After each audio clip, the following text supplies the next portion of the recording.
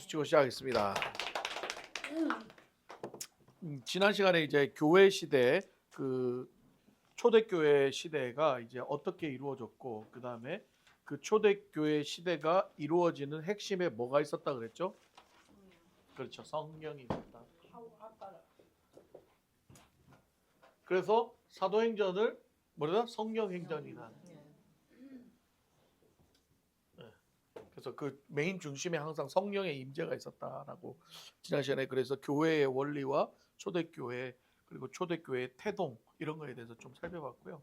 오늘은 이제 뭐를 좀 보려면은 이방인으로 선교가 확장되는 그 계기를 좀 보려고 그래요. 이제 그 교회가 이제 확장되는 가운데서 초대교회 사람들이 이제 성령을 받고 나서 폭발적으로 이제 복음을 전하기 시작하는데 그 복음의 확장이 이제는 이방인으로 이렇게 확장이 되기 시작하는 거예요. 처음에 유대인들에서부터 해서 이제 로마로 가서 로마에서 예루살렘에서 이제는 이방인으로 확장되는데 그 확장되는 계기가 있었다는데 그게 어떤 사건이냐면 바로 이 스데반의 순교 사건이에요. 자, 스데반이라는 인물이 나오죠. 스데반의 직분이 뭐였어요? 집사였어요. 네, 스데반은 사도도 아니고 목사도 아니고 뭐 제자도 아니고 그냥 집사, 일반 집사였죠. 그런데 이 스데반은 단순한 집사가 아니었어요. 어떤 사람이었냐? 일단 뭐에 충만한 사람? 성령 충만한 사람. 자, 지난 시간에 제가 얘기했지만 성령 충만함으로 말씀을 보게 되면 말씀을 누가 깨닫게 해준다 그랬어요? 성령님이 깨닫게 해주는 거예요. 그래서 우리가 말씀을 읽을 때도 성령 충만함을 가지고 말씀을 읽을 때에 말씀이 더 이렇게 깨달아지게 되는 거예요. 근데 그거는요, 성령 충만은 목사만 충만합니까? 아니죠. 모든 성도가 다 충만해야 되는 거예요.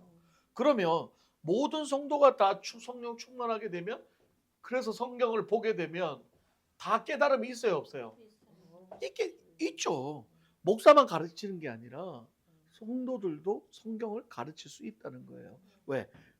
성령 충만함으로 성령의 감동에 의해서 성경을 읽기 시작하면 성경을 단순히 읽는 것이 아니라 성경의 깊은 의미를 깨닫게 된다.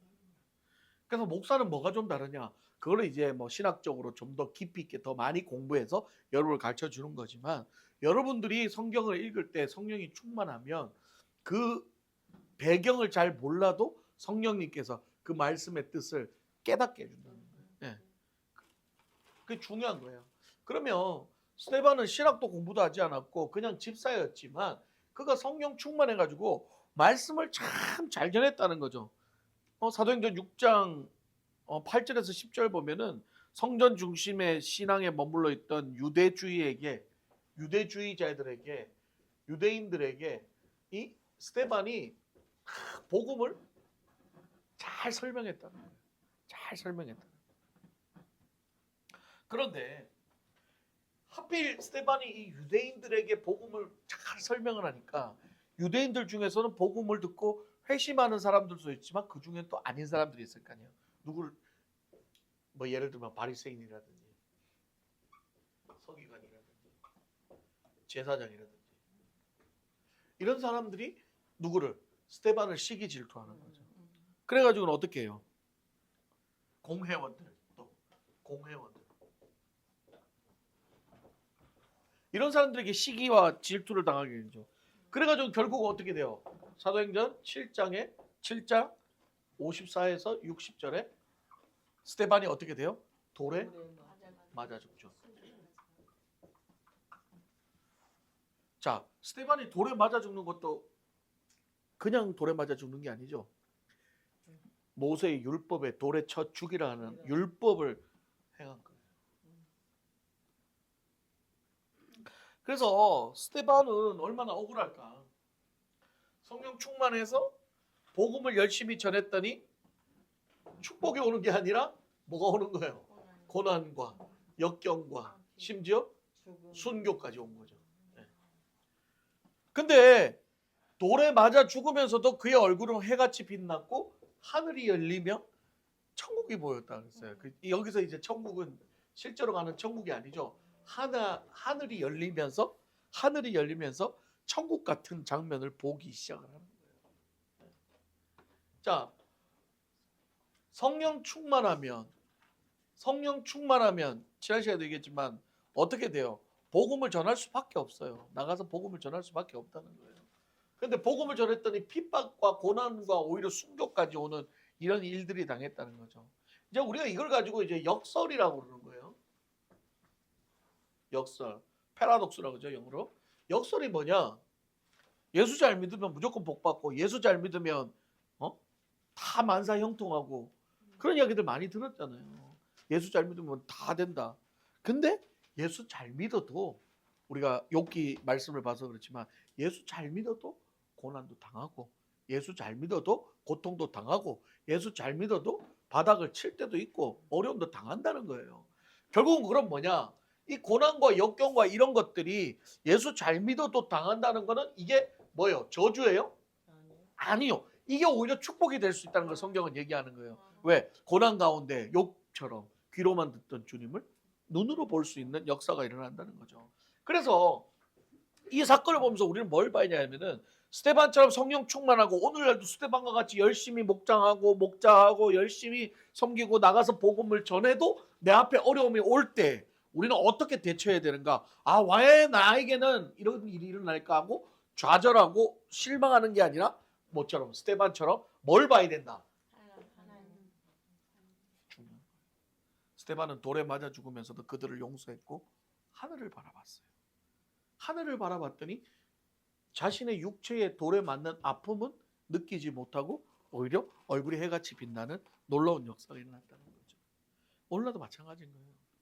여러분이 성령 충만하게 되면은요, 여러분 앞에 놓여져 있는 고난을 이길 수 있는 힘이 생깁니다. 아멘. 예, 아멘. 얼굴이 밝아진다는 건 뭐예요? 아멘. 그러니까 성령 충만한 사람은요, 집에 우환이 많아도 항상 얼굴이 밝아요. 밝아요. 해같이 빛나요. 성령 충만 떨어지니까 뭐 일만 생기면 죽상을 하고 그냥 교회. Why you looking at me? 성령 충만한 거 아닌가는 얼굴 보면 다 나타나게 돼 있어.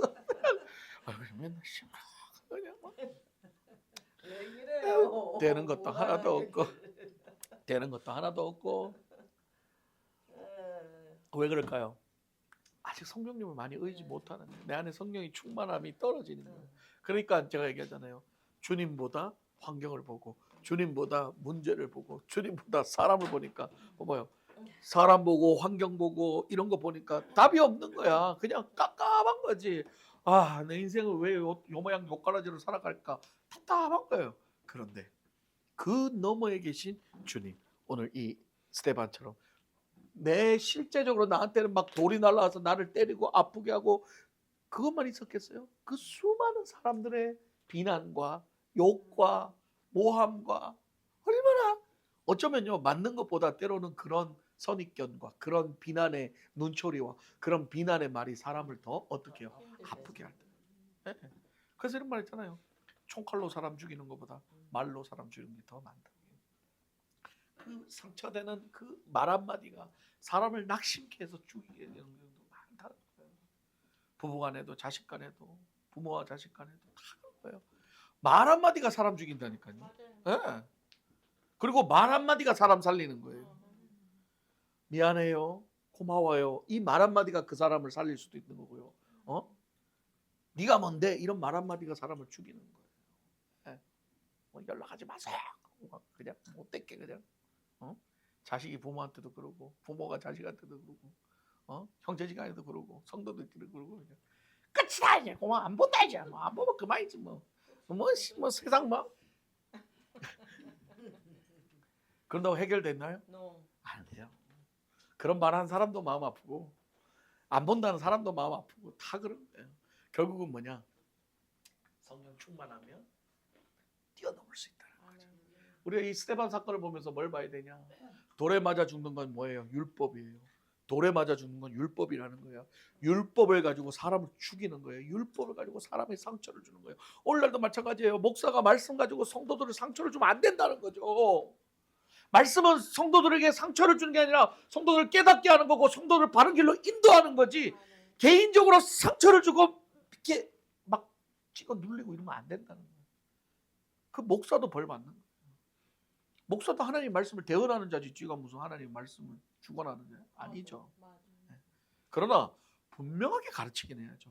아닌 건 아닌 거예요. 하나님은 공의의 하나님이시니까 잘못된 건 잘못된 거라고 광범위하게 말씀을 선포하는 거는 괜찮은데, 지가 미운 사람이 있으면 그 사람 하나 딱 생각해가지고 그 말씀을 이렇게 엮어가지고 일부러 그 사람한테 이름만 언급만 할 뿐이지, 이름만 언급만 할 뿐이지 설교 들으면 어이씨 나한테 하는 소리네.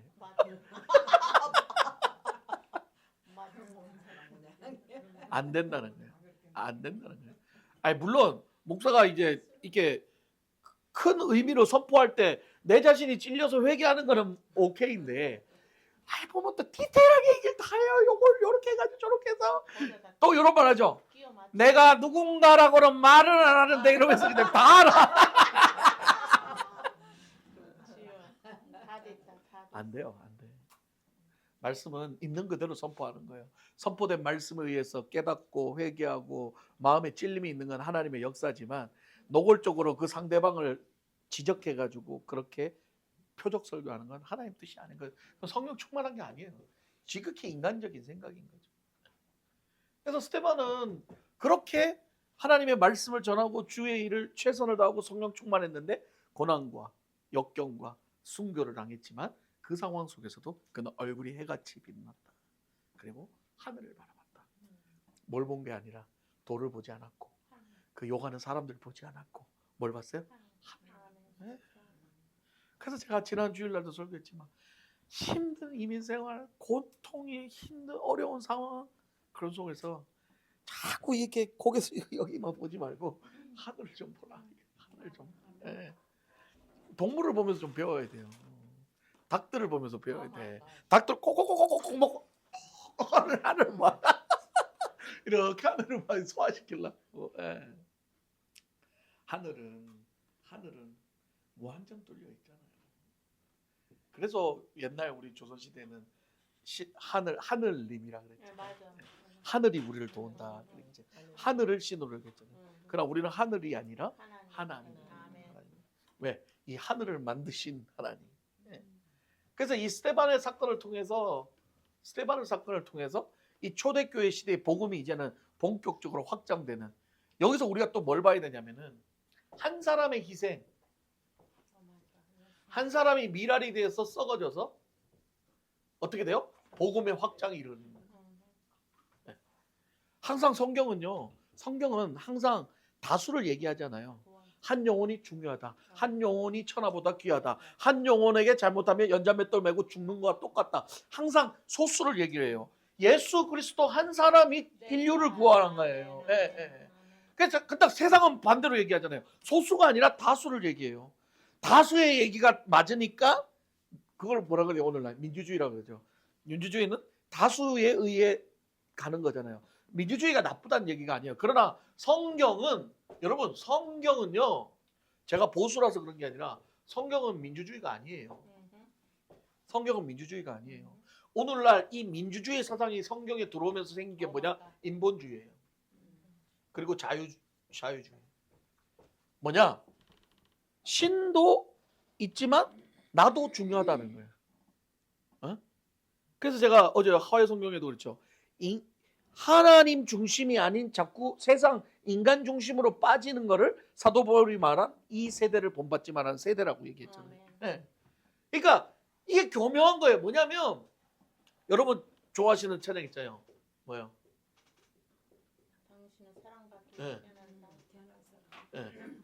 이 찬양을 들으면은 어떤 마음이 들어요? 아, 나는 고귀한 존재야. 나는 귀한 존재야. 나는 하나님 앞에 사랑받기 위해 위로를 받을 수 있죠. 맞아요. 그러나 신학적으로 보면 이게 문제가 있는 게 뭐냐면은 내가 사랑받기 위한 존재가 된 이유가 뭔지는 그 노래에 나오지 않아요. 그냥 당신은 사랑받기 위해. 너도 사랑받기 위해 태어났다는 얘기만 하지 내가 왜 사랑받는 존재라는 거에 대해서는 이유가 없다는 거예요. 그게 문제는 거예요. 그게 문제인 거예요. 이 안에 뭐가 들어가야 돼요?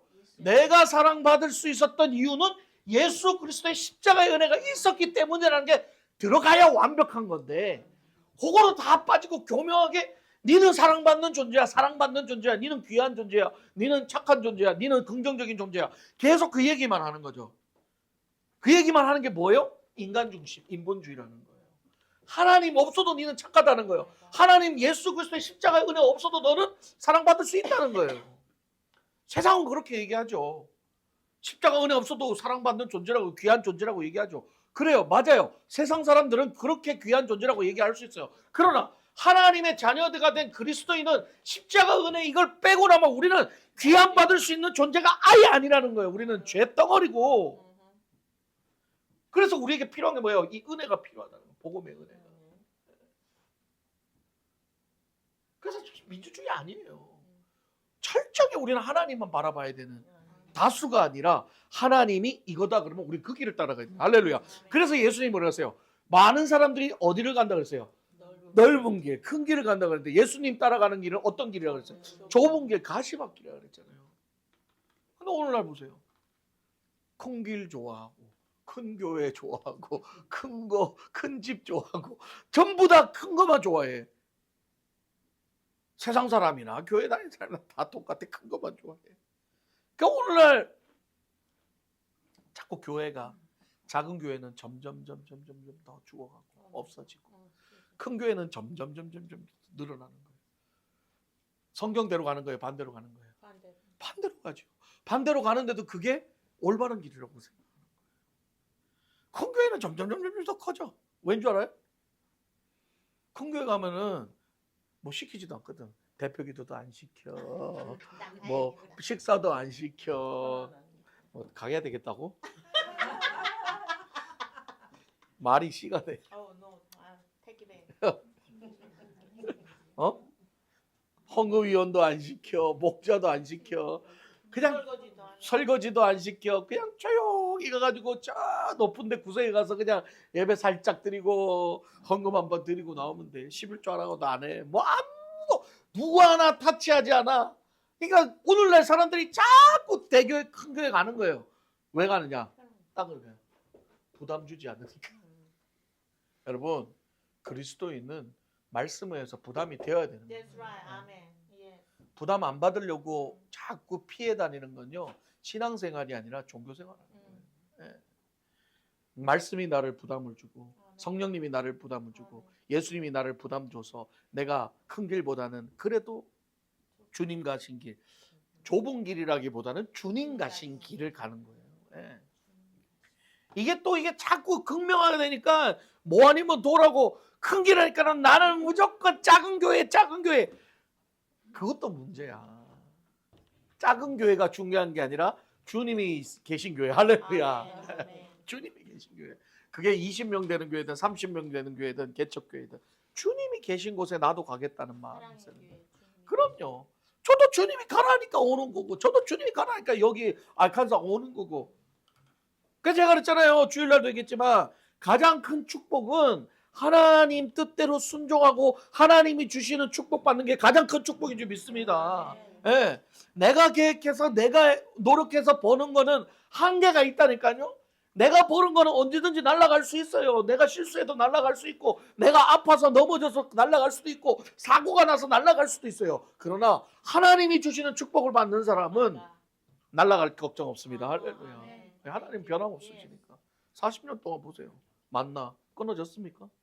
한 번쯤은 안 끊어져요. 하나님 주는 거는. 이거 체험하면 여러분 놀라운 기적이 일어나는 거예요. 지극히 작은 것도 하나님이 주심을 인정하고 믿음으로 고백하며 나아갈 때에 하나님은 그걸 통해 역사하시는 거예요.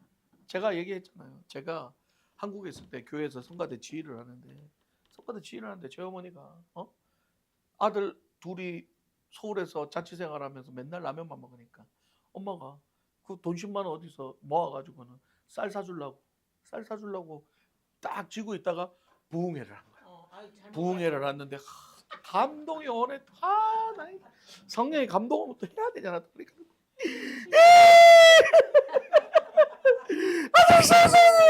그래서 홍금을 한 거지. 그랬더니 그 경험하면 사람 알아. 그랬더니 제가 성가대 지휘한데 권사님 한 분이 나이 드신 권사님은 나를 딱 찾아와서 그러더라고요. 실제 있는 일이에요. 지휘자님, 자기 어젯밤 꿈에 지휘자님 계속 국수만 먹는다고 꿈을 꾸는 거야. 그래가지고 날 따라오래. 성가대 연수 끝나고 갔더니 트렁크를 열었더니 쌀 20kg를 딱 그러면서 가서 밥 잡수라. 근데 1회로 끝난 게 아니라 제가 미국 떠날 때까지 그분에서 매달 쌀을 댔어요. 하나님의 역사죠. 맞아요. 네. 그 어미에 10만 원, 10만 원 줘가지고 쌀 사봐야 2번 먹으면 끝나. 그렇죠? 그러나 그 물질을 하나님 앞에 바쳤더니 하나님이 곧 2년을 쌀을 매달 떨어질 때만 되면 쌀 따내가지고 그러면서 또 그걸 갖다 주고. 예. 누가 이 소리 들으면 또 저놈의 목사 또 교회에다 그런 거 아니야. 좀 그런 거 아니에요. 믿음. 하나님 마음 주시는 거죠. 10만 원이 뭐라고? 우리 엄마한테 큰 돈이지. 우리 엄마한테 그 당시 월급 30만 원 받았는데 10만 원이면 큰 거지. 예. 그러나 믿음으로 하나님 앞에 드렸더니 하나님이 역사하는 거예요. 아까 얘기했지만 하나님 소수 작은 거 오병이요 작은 걸 통해서 크게 역사하는 게 하나님의 일이 하나님의 놀라운 기적이에요. 왜냐하면 큰 거에서 이만큼이 있는 데서 뭐 이만큼 벌어져 봐야 뭐라는 줄 알아요? 야, 돈 많으니까 되는 거지 이런 소리 하죠. 그러나 없는 데서 기적이 일어나야 누가 했다? 하나님이 했다. 할렐루야. 되는 거죠. 사르밧 가부도 자기 하루 먹을 거 자기 하루 먹고 죽을 거지만 순지한테 드렸더니 떡반죽이 끊이지 않게 축복을 받잖아요. 그거예요. 저는 우리 교회도 마찬가지라고 생각해요. 여러분들이 내는 작은 헌금, 여러분들이 내는 그 헌금이요 계속해서 생각지 못하게 우리 교회를 돌아가게끔 하고 있잖아요. 할렐루야. 나는 내가 낼 때는 내가 이 돈 이거 뭐 도움이 되겠나? 그게 중요한 게 아니지. 하나님은 너의 그 작은 마음 통해서 다른 사람을 통해서도 역사하시고 길을 만들어가는 거예요. 그러니까 우리는 늘 어떤 마음을 가져야 되냐? 금액이 크고 작고를 떠나서 지극히 작은 것 하나도 하나님 앞에 물질을 드리고 하나님 앞에 뭔가를 드릴 때에 하나님 나의 이 작은 것을 통해서라도 내 마음을 보시고 내 믿음을 보시고 하나님 역사해 주시옵소서. 그럴 때 하나님 역사하는 거예요. 성경 그거 보여주는 거예요. 지극히 작은 스데반이라는 집사 한 사람이 돌에 맞아 죽음으로써 그 일을 통하여 누가 회심하느냐? 그 유명한 여러분들이 잘 아는 바울이 회심하는 길이 열린다는 거예요. 스데반이 죽을 때 바울이 뭐 했어요? 스데반 현장에서 옷을 맡아주고 있었어요, 사울이. 그리고 그 스데반을 죽이는 거에 찬성했고, 네? 그리고 돌아다니면서 그 스데반과 같은 예수 믿는 사람들 잡아가지고 죽이고 감옥에 가두는 그 열성을 했다는 거죠. 그 열성을 하던 사도 바울이 스데반을 죽음으로써 이 사도 바울이 다메섹 도상에서 예수 그리스도를 만남으로써 이 사람이 변화돼서 이 사도 바울 하나가 변해서 신약의 13개의 성경을 쓰는 놀라운 역사가 일어나고 이 사도 바울을 통해서 1차, 2차, 3차 세계 전도 여행이 일어나면서 온 이방인 지역에 교회를 세우고 하나님의 나라를 확장하고 설교하고 그리고 자기는 결국은 어떻게 해요? 로마에서 순교하는 거예요. 그런데 사도행전을 보면 알겠지만 이 사도 바울이 행했던 모든 과정에 누가 개입하고 있어요? 성령이 개입하는 거예요. 성령이 예언하고 성령이 가라하고 성령이 설하고 흡사 이스라엘 백성이 40년 동안 광야 생활할 때 구름기둥이 가고 구름기둥이 섰을 때 따라갔던 순종했던 것처럼 사도 바울은 그 성령의 음성에 순종하고 일을 행했다. 감옥에 있을 때도 성령에 의하여 편지를 쓰고 사도 바울을 통해서 제자들이 나오고 집사들이 나오고 교회가 세워지고 그 이방인들의 교회들이 만들어가기 시작했다는 거죠. 근데 하나님이 이 사도 바울을 세웠던 이유 중에 하나도 정말 기가 막힌 게 뭐냐면 사도 바울은 유명한 유대인이요. 가말리엘 학파의 수제자요. 로마 시민이요. 율법이라고는 어디 가서 빠지지 않는 신학자였어요. 율법 학자였어요. 그런 율법에 대해서 누구보다도 잘 아는 사도 바울이 회심해서 어떻게 해요? 율법은 복음밖에 없다는 걸 알려주는 거예요. 그래서 로마서와 이런 어떤 신학적 정립을 사도 바울이 다 했던 거죠. 하나님은 이 사도 바울을 만들기까지 그 밑바닥에 누가 있었어요? 이 미랄, 스데반이 썩어지는 미랄이 있어요. 그렇습니다. 우리가 이 사건을 보면서 뭐를 봐야 되냐면은 복음이 확장될 때는 반드시 뭐가 있어야 되냐면은 미랄이 썩어지는 희생이 있어야 된다는 거예요. 예수 그리스도가 그 미랄이 썩어지는 희생을 했더니 인류를 구원했던 것처럼 이 알칸사 사랑의 교회에 여러분들이 미랄처럼 희생하고 여러분들이 씨앗이 되니까 이 알칸사 사랑의 교회 계속 또 이게 부흥이 되는 거예요. 몰라요, 여러분. 여러분은 지금 여러분의 삶 속에 지금 현재의 미랄을 심고 있는 거지만 앞으로 20년 후에 이 알칸사 교회를 통해서 어떤 일이 일어날지 누가 알겠어요? 우리 2세들이 어떻게 될지 누가 알아요? 우리 아이들이 갑자기 막 신앙 공부해가지고 미국 목사가 돼가지고 이 알칸사 사람이 돌아와가지고 막 이걸 다시 또 EM으로 부흥시켜가지고 이 알칸사에 막 한인이 아닌 EM이 막 이걸 통해서 부흥할지 누가 알아요? 그런데 거기에 그게 이제 써 있는 거지. 그 교회 양력에 알칸사에 한인들이 모여서 이렇게 20년간 교회를 세웠는데 그 자녀들이 나중에 회심해서 사도 바울과 같이 이 지역 일대를 복음화시켰다. 할렐루야. 여러분 그럼 하늘나라 가서 다 하나님 그러죠. 야 알칸사 저 일대 다 복음화된 게 너희들이 썩어져서 그런 거야. 할렐루야. 우리는 그걸 보고 가야 되는 거예요. 그 소망을 바라보고 가야 되는 거죠. 당장 내 눈앞에 뭐가 인원이 늘어나냐, 헌금이 많아지냐, 교회가 이게 중요한 게 아니라. 핫스프링도 마찬가지인 거예요. 핫스프링 목요예배가 씨앗이 돼서 미랄이 돼서 거기에 다시 기도원이 세워지고 거기에 다시 놀라운 성령의 부흥의 역사가 일어날지 아무도 모른다는 거죠. 우리는 그 비전, 우리 송영진 장로님 얘기했죠. 그 거룩한 비전을 품고 우리는 오늘 하루를 최선을 다해 살아가는 거예요. 우리는 제가 그랬죠. 우리에게 내일이 있어요, 없어요? 없어요. 내일이 뭐 또 오늘이고, 내일이면 또 오늘이고, 내일이 어디 있어요, 우리한테? 우리는 날마다 오늘이에요. 날마다 오늘이죠. 말장난 아니에요. 왜냐하면 성경에 나와 있기 때문에요. 성경에 내일은 하나님 소관이라고 그랬어요. 우리에게는 오늘밖에 없어요. 오늘 하루하루 최선을 다해 살면 내일의 소관은 하나님께서 우리를 끌고 나간다는 거예요. 그러니까 뭐 이렇게 거룩한 비전이라고 해서 뭐 이렇게 10년 뒤에 뭘 하고 5년 뒤에 뭘 하고 이런 계획이 아니에요. 하나님을 비전을 품고 사는 거죠.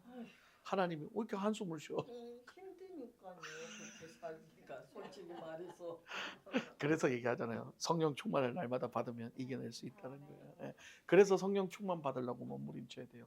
알 수 없는 미래에 좌절하고 힘들고 어렵지만 자꾸 성령 충만 받을 때에 내가 알 수 없는 미래까지도 책임지며 아까 얘기했던 나의 작은 믿음을 통해서 역사하시는 하나님의 놀라운 기적을 체험하다 보면은 그게 나에게 믿음의 성숙 단계로 끌어나간다. 그러니까 제가 얘기하잖아요. 자꾸 우리의 인생 신앙생활은요. 자꾸 나의 자아와 나의 생각과 계획을 내려놓고 하나님께로 자꾸 의지하게 만드는 그 훈련 과정인 거예요.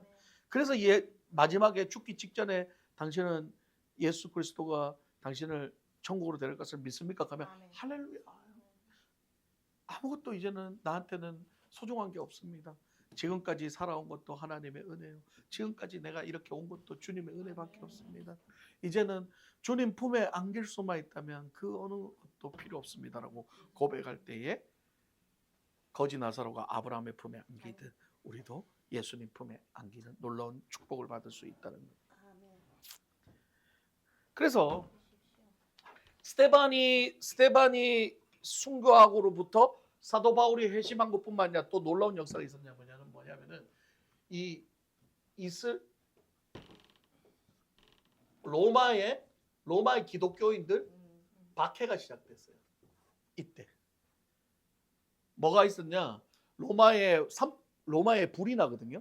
큰 불이 나요. 로마 지역에. 근데 그 불난 거를 수습하려고 어떻게 했냐? 기독교인들이 불냈다고 억울하게 노명을 시켜서 기독교인들을 다 잡아 죽이기 시작합니다.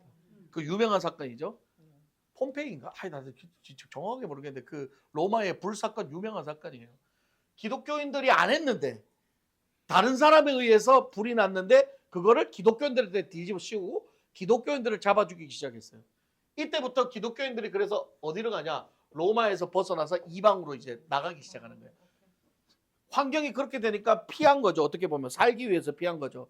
그러나 그 이방 쪽으로 하나님은 그런 상황, 고난과 역경 속에서 이방으로 가게 했지만 그 이방에서 어떻게 해요? 이방인들에게 복음을 전하게 하는 놀라운 역사가 일어났다는 거예요. 그래서 안디옥으로 가고 안디옥 교회가 생기고, 무슨 말인지 아시겠죠?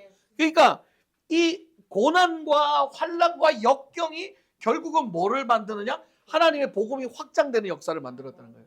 그래서 힘들고 어렵고 고난인 가운데 복음이 더 잘 들어간다는 거예요. 우리 한국이 왜 처음에 복음이 잘 들어왔어요?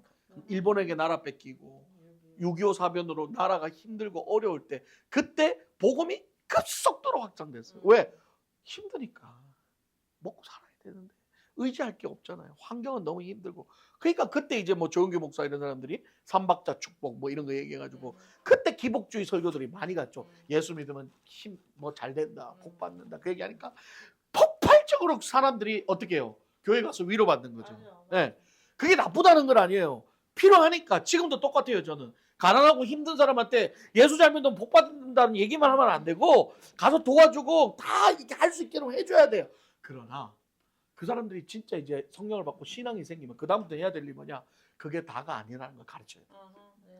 그래서 제자 훈련을 해야 되고, 그래서 오카노 목사님 제자 훈련 시작했던 거고, 제자 훈련을 해서 예수 잘 믿으면 복 다 받는 게 아니라는 걸 그때부터 가르쳐야 됐어요. 예수 잘 믿어도 고난 당할 수 있고 예수 잘 믿어도 어려움 당할 수 있다. 그러나 우리에게는 예수가 복이다. 할렐루야. 예수 자체가 복이다라는 걸 깨닫게 해주면 그 다음부터는 믿음이 성숙하는 거죠. 근데 그 과정이 없이 그냥 쫙 가버리니까 어떻게 해요? 복 못 받으면 교회 안 나가. 축복 못 받으면 교회 안 가. 어이씨 목사가 잘 믿으면 11조 헌금하면 복 받는다 했는데 복 받네. 에이 거짓말했네 하고 딱 안 가. 그게 이제 문제인 거라는 거예요. 이때도 마찬가지였죠. 고난과 핍박이 오니까 어쩔 수 없이 이방으로 가야 됐지만 그 이방에서 뭐가 되는 거예요? 복음을 전하기 시작했다는 거예요. 사도 바울이 지난번에도 얘기했지만 다메섹에서 예수를 만났을 때 그 예수의 음성 듣는 순간 그는 거의 성령을 접한 거랑 마찬가지인데 또 저걸 봤잖아요. 세례를 받고 성령을 받는 계기가 또 있어요. 뒤에 가서. 본격적으로 이제 그렇게 역사하는 거죠. 그래서 성령 받지 않으면 예수님도 그렇고 사도 바울도 그렇고 성령 받지 않으면 하나님의 일을 할 수 없다는 거예요. 해도 다 종교적 열심일 뿐이라는 거죠. 그래서 이걸 통해서 이제 바울의 1차, 2차, 4차 전도가 시작되고 이제는 이방인을 통해서 복음이 선포되는 놀라운 역사가 일어났다는 거예요. 그래서 결국 뭐냐? 복음의 확장은 이 스테반의 스테반 한 사람이 돌에 맞아 죽고 미랄이 돼서 썩어짐으로 인해서 복음이 퍼지기 시작하는 놀라운 역사입니다. 그래서 아무리 핍박이 있어도 아무리 고난이 있어도 아무리 연단이 있어도 복음은 막을 수 없습니다.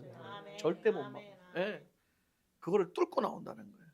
그리고 하나님은 여러 사람을 통해 일하는 게 아니라 한 사람 한 사람을 통해 일한다. 지극히 연약한 한 사람이라도 저렇게 돌에 맞아 죽을지라도 그걸 통해서 계기를 통해서 일하듯이 여러분도 동일한 거예요. 나 한 사람 나 하나 뭐 이런 생각 가지지 마시고 나 하나라도 하나님이 쓰이겠다 하면 순종하고 믿음으로 나갈 때 그 사람을 통해서 놀라운 역사가 일어날 줄 믿습니다. 이게 중요한 거예요. 네. 그래서 사도 바울 하나 변화시키고 스테반 변화시키고 그 한 사람을 통해서 인류를 복음이 전파되게끔 하는 거죠. 그리고 세 번째 뭐냐? 이런 복음의 확장은 사람이 하는 게 아니라 누가 한다? 성령님께서 하신다. 그걸 인정해야 돼요. 성령님이 역사하시는 거예요.